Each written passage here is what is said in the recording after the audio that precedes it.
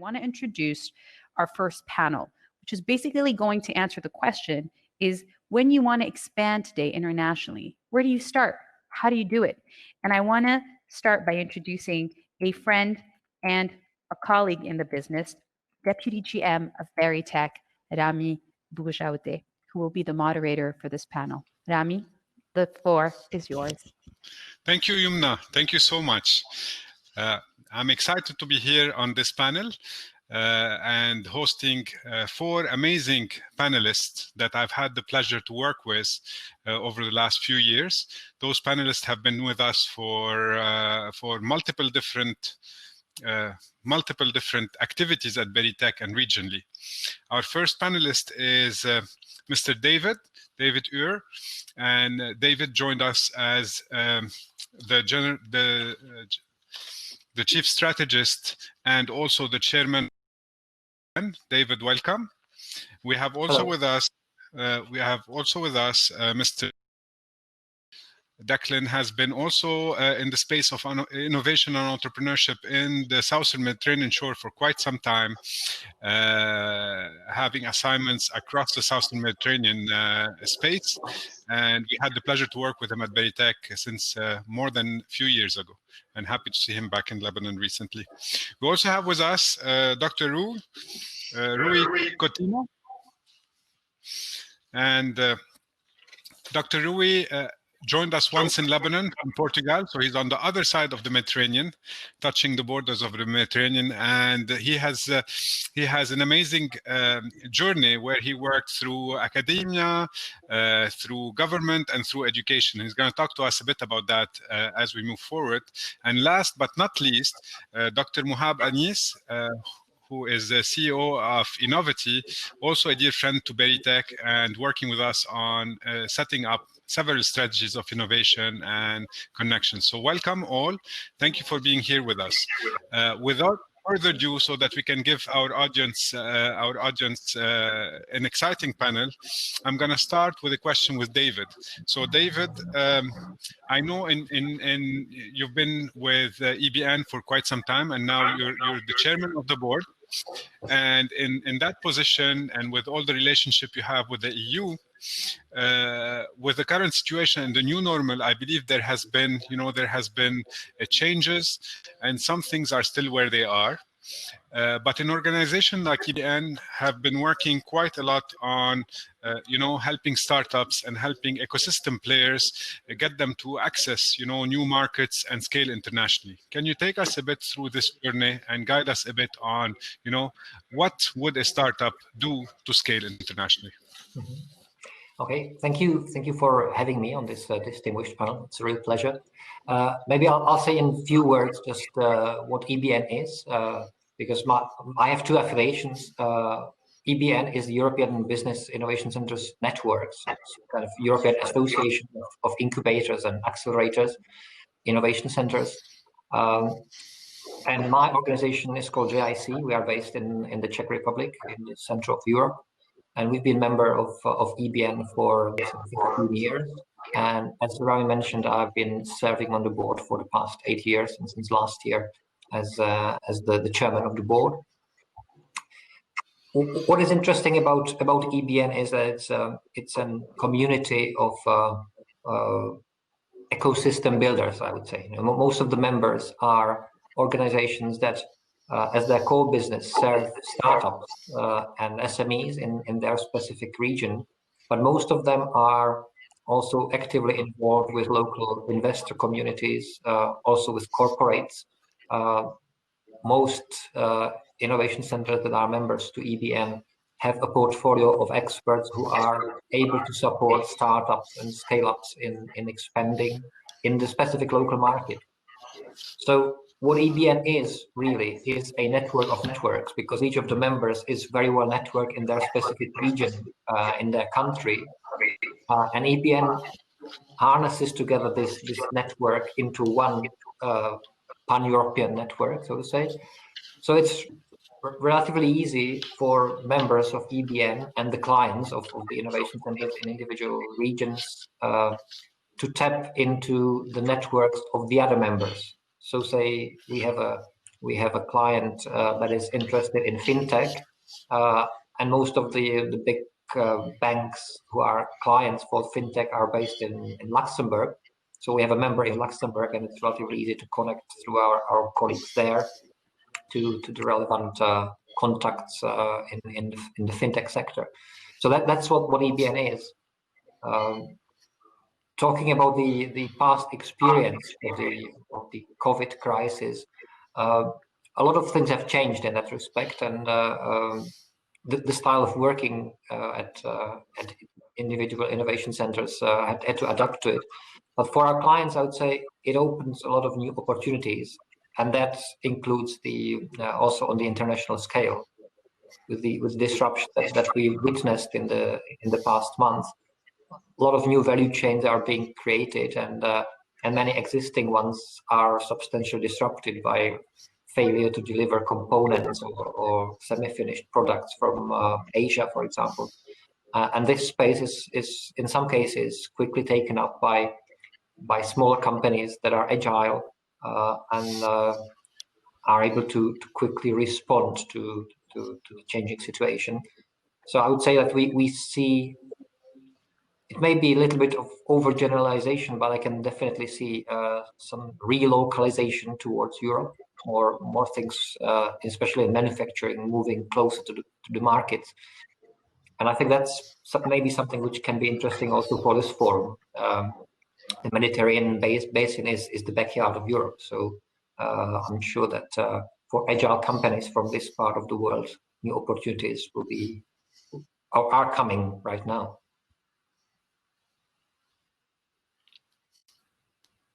Great. David, thank you so much. I think that's super exciting. EBN has offered, soft landing in the past, and I think it will continue to do so. But I think it's going to be more accelerated with the fact that people are much more comfortable now with, video chats and, connecting remotely and so on. With that, we'll move to Declan. Declan, thank you for being with us. Before we move with Declan, I'm going to ask the audience if they throughout the session to please use the chat and enter their questions. We're hoping to get and capture some of those questions. The panel. So Declan, back to you. I know you've been working in the region for quite some time. You've been in the region, and can you share with us some tactiques and recommendations to push innovation forward? And this is especially, for startup, but also for enabling system players. Internationalization is very important for those, innovators from the region. We want them to be able to not only create an innovation for their country, but be able to scale it to the region, to the MENA at least and beyond. Tell us more about how collaboration could help, especially at an early stage. How does it work, and how can we bridge, innovation ecosystems between continents? Thank you so much. Thank you. Can you hear me? Okay. I was just concerned. I thought my microphone had been turned off. Yes, I've worked across the region for the last 15 years, and I've been involved in working with innovation and enterprises and helping businesses to develop for the last 40 years in various different parts of the world. I think now with COVID and what we're doing is that we're moving into a new, everybody says a new normal, where we're actually going in a new direction. And innovation is going to become center stage in that. What COVID has done is that it's pushed forward technology development, or at least the adoption of technology development, remote working, and so on, which has been on the cards for some time, but it hasn't worked. The threat in this is that innovation, which we say is just the realization of new ideas, and it happens in every aspect of a business's value chain and the ecosystem, is dependent on collisions of ideas and collaboration. I'm currently team leader on a project, for an EU project, which is focusing on, in Lebanon, on building or rebuilding the resilience and capacity. But Innovation is going to play a key role in all business now going forward, and collaboration across regions and between organizations and networks is key to that. In the MENA region, we have always a situation where we tend to operate in silos, where we have vertical approaches, although new startups and new technology businesses are tending to. We are looking from a policy perspective, we're looking at a supports perspective, which actually increases networks across regions, not only between organizations and organizations, between businesses and businesses and innovators and innovators. And it's through that type of collaboration that in the future we will see the real potential for this region and for innovators within it.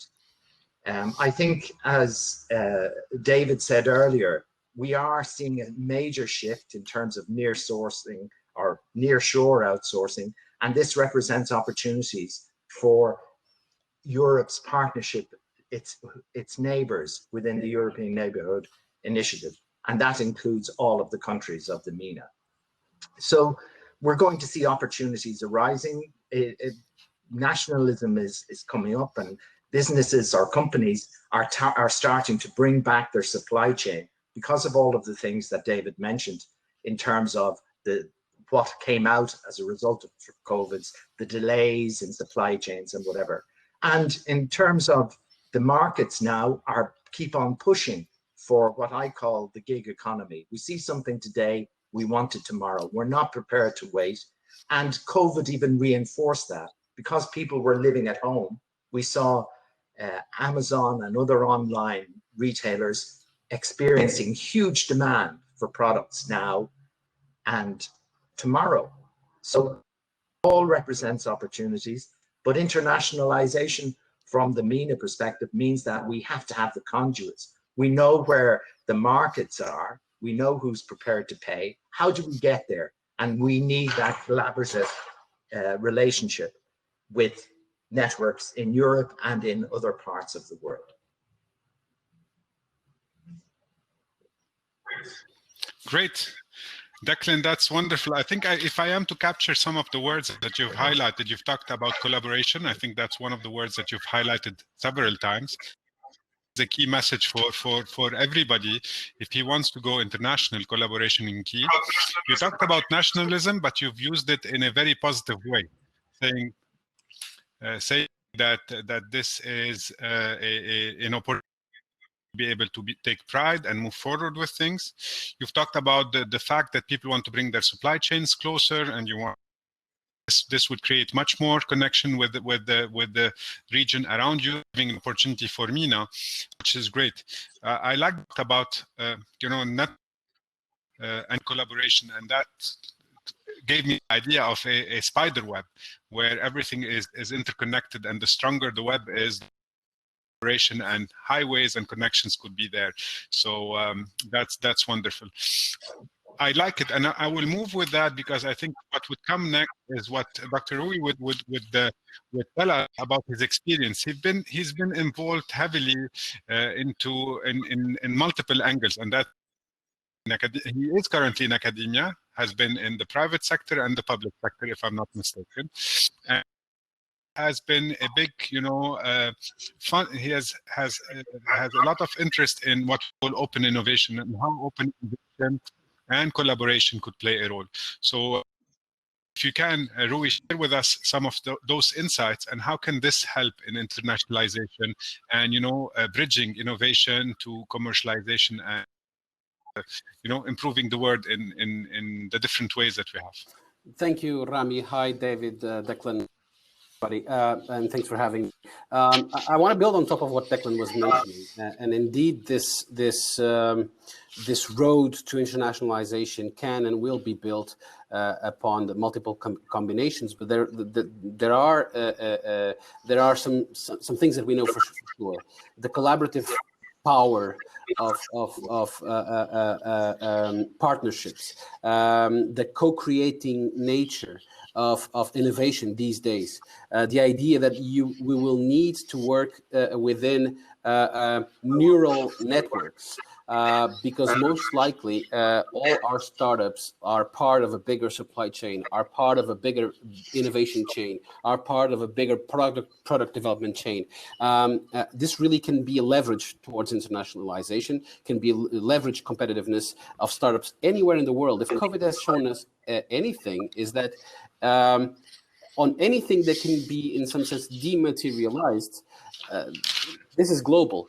Suddenly, a startup in Lebanon can easily recruit developers from Portugal and work remotely with them. And a startup from Portugal can easily find customers in Lebanon, for instance, because COVID super accelerated this idea that we can be wherever we are and do anything together to wherever we want. And this super acceleration, even though I agree with Declan that nationalisms and COVID was the first big crisis that impacted not only on markets but impacted on supply chain.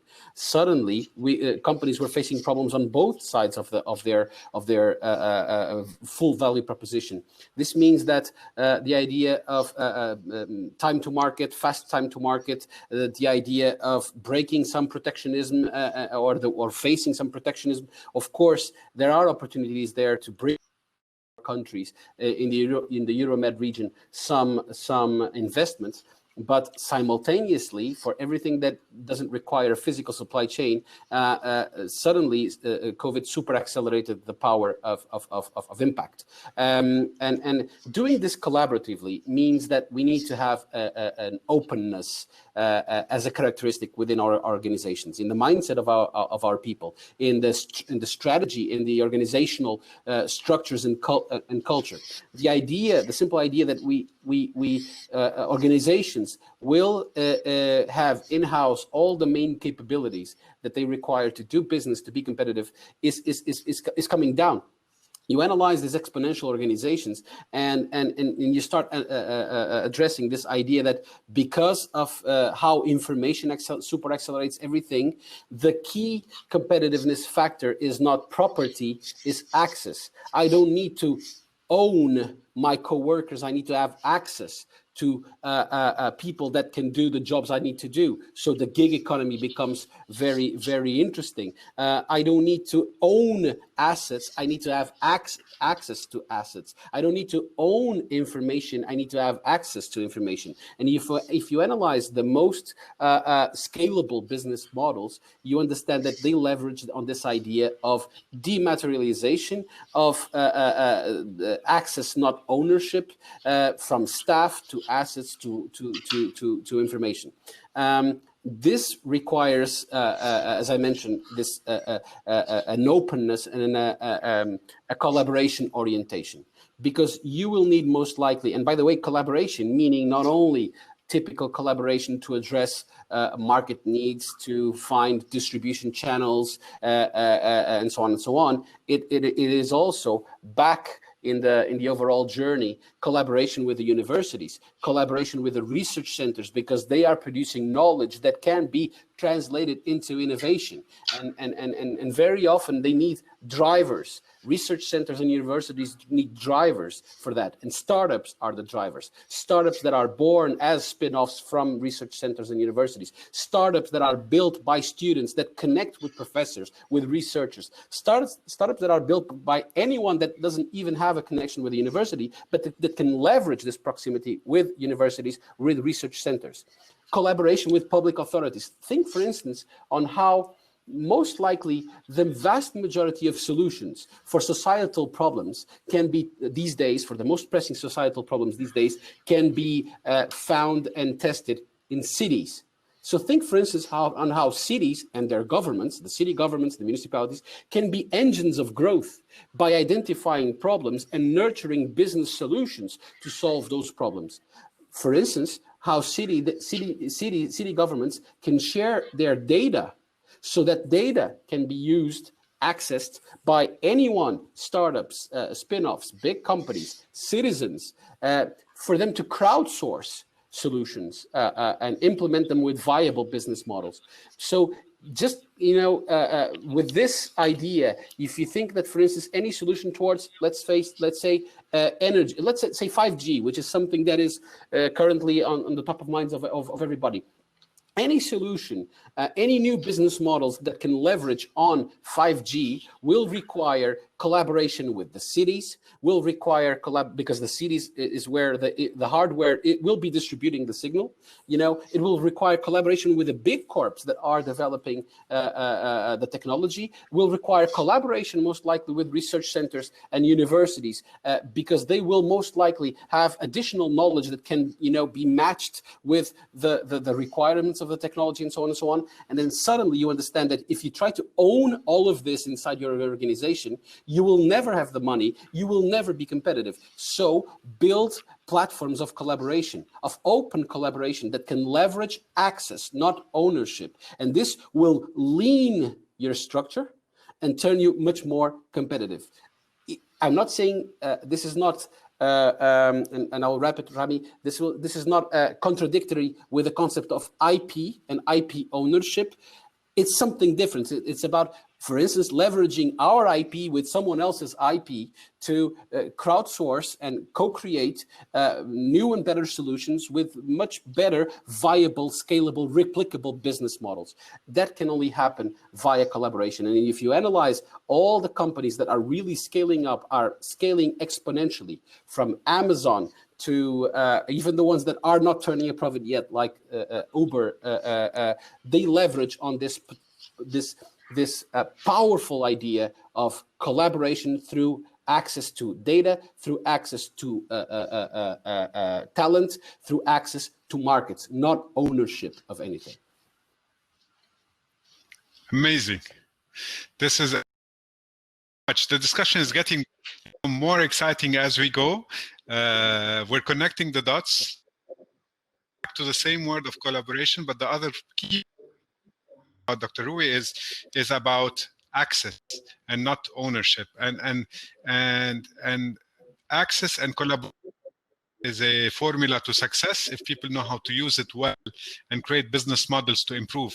I like the fact that you brought in the fact of using municipalities and using smaller communities to build on their data and knowledge, and I think this is amazing. And how many communities can we build on, and how many communities can we test on and create models that could be replicated as we go?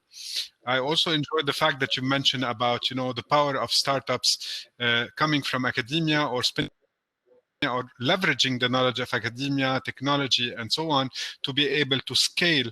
And you've highlighted how governments, whether local governments or beyond, using societal challenges could make a difference. And I think when you look at the Mediterranean, whether the North Shore or the South Shore, and especially on the South Shore, how much data could transform our communities and could transform our way of life. Governments and our public institutions leverage data and technology to be able to improve the livelihoods in these communities and improve.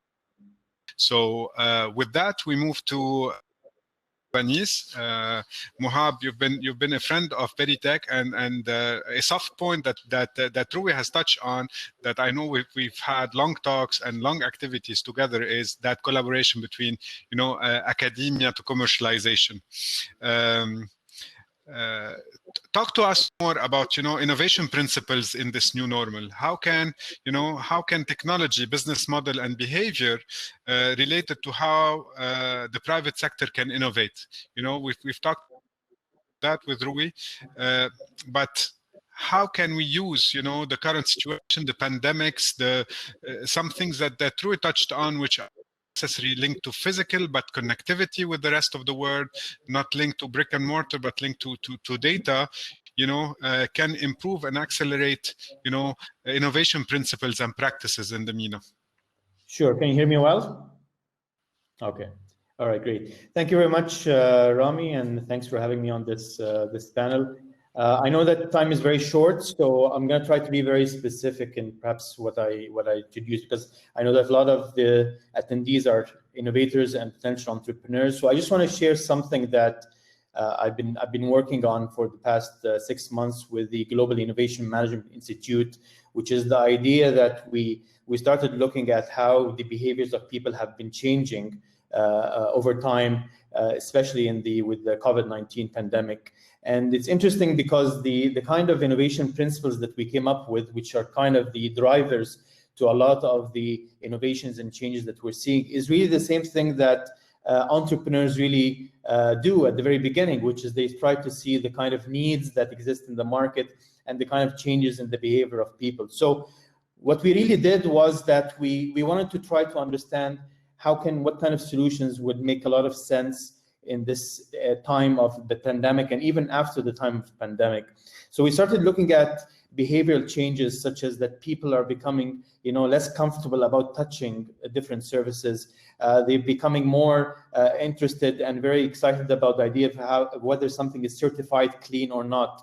The idea of having barriers between, a person, another person, or a person and an object, that people have, less interest in being in a place where there are a lot of crowded people, crowded places, and being at the same time as many of the people, again, just to reduce the kind of contamination or the transmission of the virus. Also, we've seen people, they don't want to reuse certain things because it might not be safe. They're not sure whether somebody touched this or not.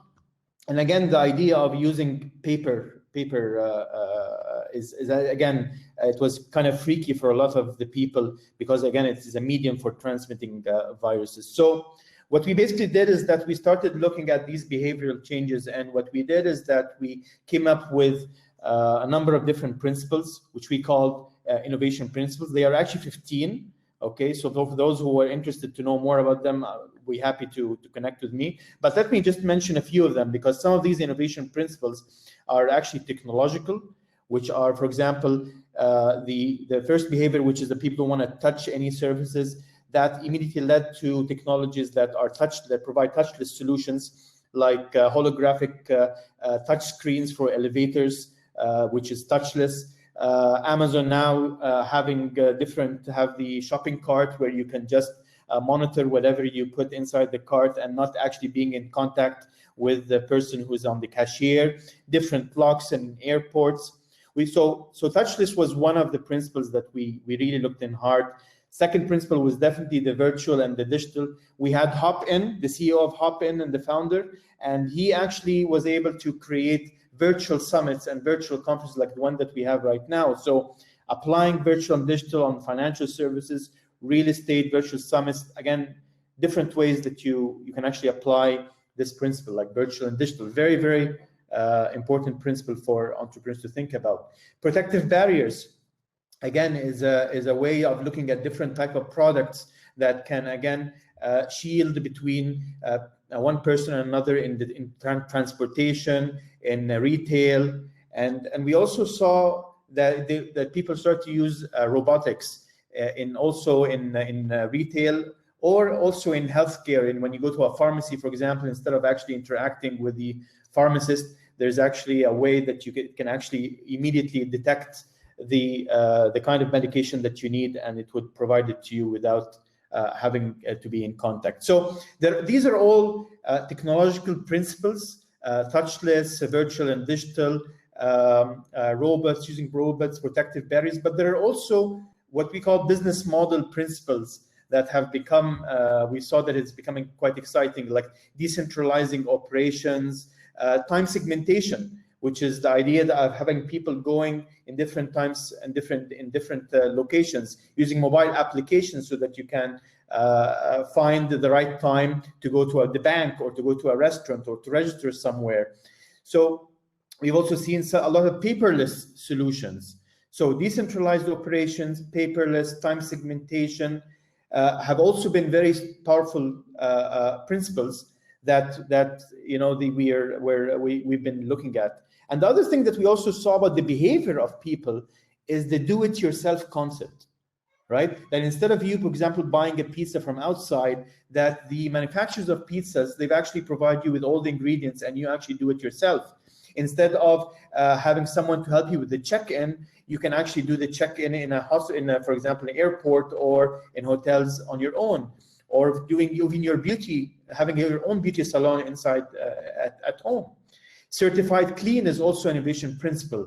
Again, whether it is the clean of a person who's going to be coming to you as a delivery man, or the kind of food that's coming in. So the whole idea is that one of the things that I would personally recommend to innovators and entrepreneurs is to have a deep dive look into the kind of changes in the behaviors of people.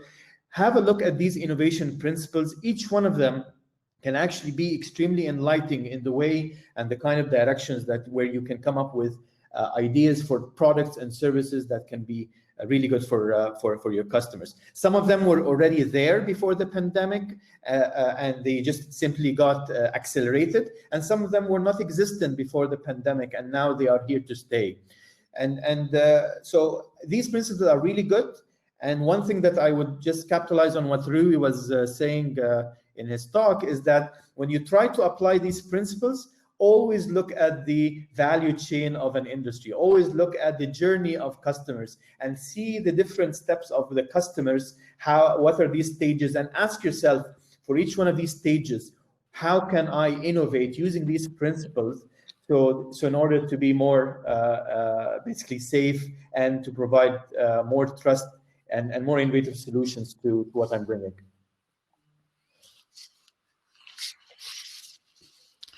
Mohab, this is very interesting. I think you've touched on many models that people could be inspired of, and a lot of those models are, scalable and internationalizable, and we could definitely use it across MENA to build, test, experiment the user journey. And adapt things that could work based on cultural needs, cultural changes, and build on situations like the health, the pandemic, and everything that came along.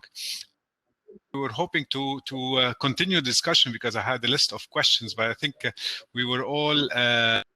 We took we provided, I think, enough insights for the team, and we need to leave the floor to somebody, to the other exciting part. I could see on the chat several people who interacted with the speakers.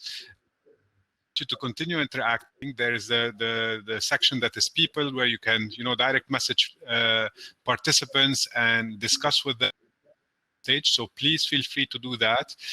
Today is a day to talk about scaling up in the Euro-MENA region.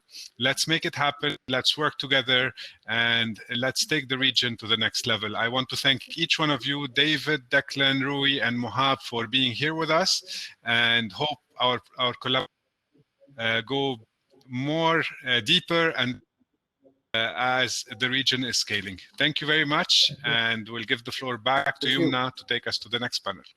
Thank you. Thank you, Rami. Thank you for that insightful panel.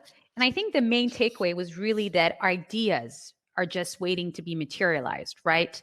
You can build on situations. And I think this is really going to be the recurrent theme today among the many different sections that we're going to navigate through this event. The main theme being that just because it's a pandemic or different crises, whether it's an economical, a political, as we're experiencing in this part of the world where chaos sometimes reigns supreme, there are always pockets of opportunities. And I think that's the takeaways, that entrepreneurs need to really build on these situations and really constantly strive to be creative and to find opportunities, whether they're building on pre-existing ones or coming up with ideas that eventually they can make and materialize.